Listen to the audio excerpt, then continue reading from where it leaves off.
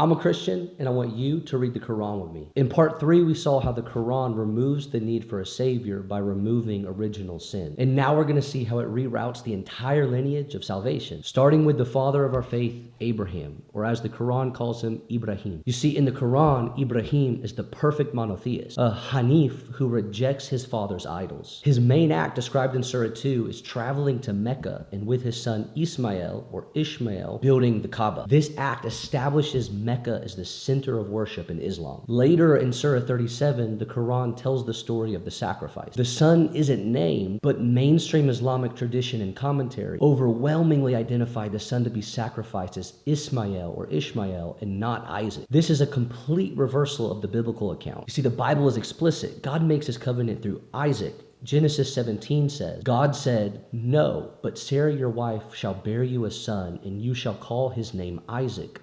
I will establish my covenant with him." Genesis 22 says the son of the sacrifice is explicitly Isaac. The entire biblical lineage, the promise, the priesthood, the kingship, the Messiah, all flow through Isaac, Jacob, and David. So why does this change matter? Well, by shifting the covenant son from Isaac to Ismail and the holy site from Jerusalem to Mecca, the Quran corrects the story of Ibrahim to essentially reroute the entire plan of God. You see, the biblical covenant of Isaac points directly to Jesus. Galatians 3:16 says, "The promises were spoken to Abraham and to his seed," referring to one person who is Christ. The Quranic story of Ibrahim points to the restoration of pure monotheism through the Prophet Muhammad. You see, the Quran reroutes the covenant of Abraham to exclude Jesus as its fulfillment. So, what does the Quran say about Jesus? Well, follow me for part 5 as we finally see what the Quran says about Jesus, or as it calls him, Isa.